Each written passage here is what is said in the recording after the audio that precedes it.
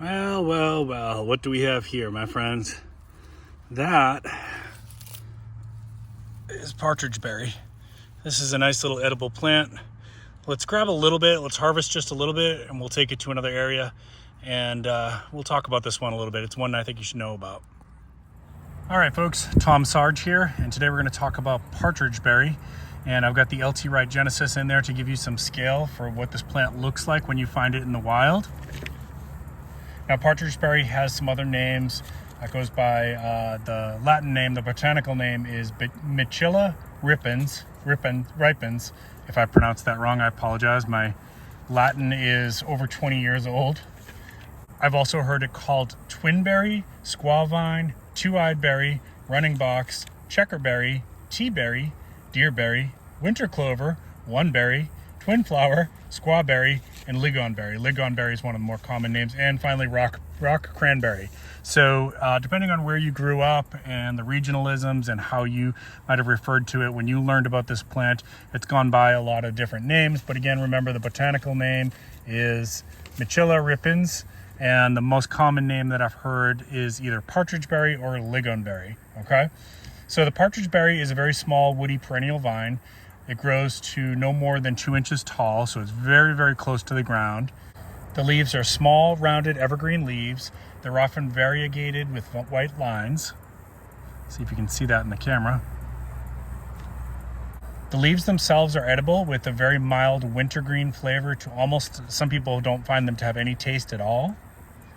The flowers you will see in early spring, and they are tiny trumpet-shaped pinkish to white flowers. They're often borne in pairs.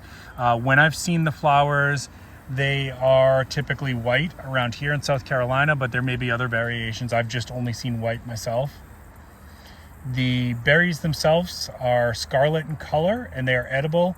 And some people say they have a mild cranberry flavor, hence the nickname rock cranberry.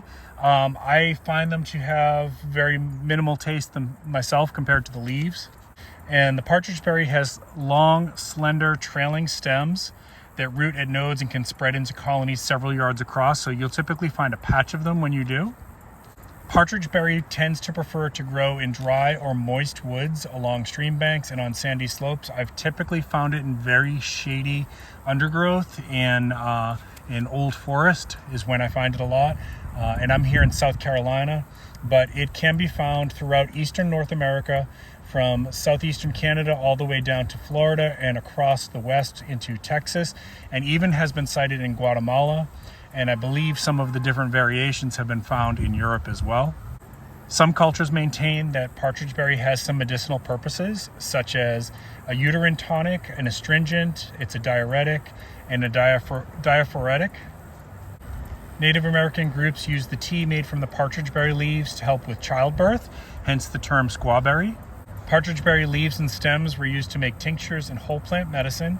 And the Ojibwa, I hope I pronounced that right, my apologies if I did not, and please correct me in the comments down below. The Ojibwa smoked partridge berry leaves as a blood purifier during some of their ceremonies. And if you're wondering, no, I don't believe it has any psychotropic properties when smoked or anything like that.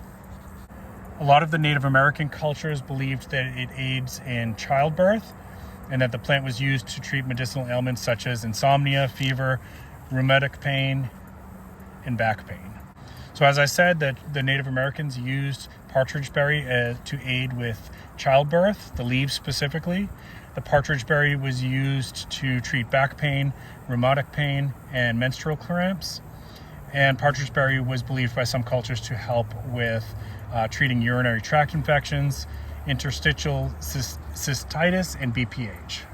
Partridge berry was also used by some cultures as an astringent to treat diarrhea. This might be a good one to be aware of for survival purposes. As I've spoke to many times on my channel, the diarrhea is loose bowels is one of the most common ways that people die in the world. We don't see that too much here in the United States because most areas, not all, but most areas tend to have clean drinking water.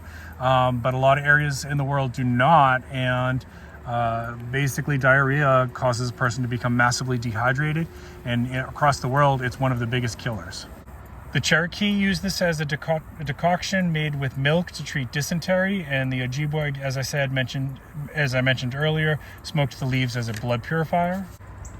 So when you're working with this, remember, always harvest ethically. We don't want to take more than 1/3 of the patch. We want nature put it there for a reason, and typically the wildlife like to feed off this. Deer and many birds, this is their food source in the fall, or one of their food sources in the fall. So don't take more than you need. And remember, the leaves and the berries specifically are going to be the most useful parts for you in terms of nutrition and medicinal properties in a survival situation. But it sure is a pretty plant as well. And let's just squeeze into one of these berries and we'll take a look at the inside of one of these berries as well.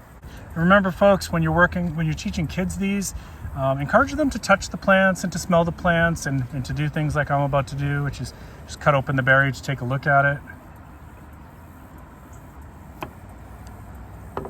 Things like that. This is how we learn. Experiential learning is a wonderful way to learn. You see it's very, very small. There's the juicy pulp on the inside and there's a little seed. And again, it's pretty mild. So if you're wanting to taste test some of these wild edibles as you find them, this is one that most people are not going to say, "Ooh, that's gross" or "it's unpleasant." It's very mild. If you taste anything at all, the berry itself is going to taste a little bit like a cranberry, and the leaves are going to taste a little bit like wintergreen. Okay, so this is Partridge Berry, folks. Any of the other names that you heard me mention earlier. I hope you found this helpful. If you did, don't forget to give a thumbs up. And don't forget to subscribe to this channel. This is Tom Sarge. Keep planting your seeds. Keep stacking your silver. This is Prepping with Sarge.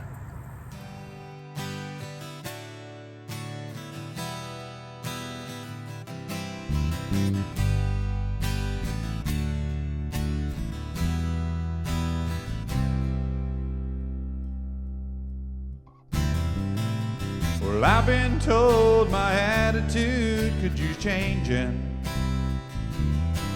and my lifestyle could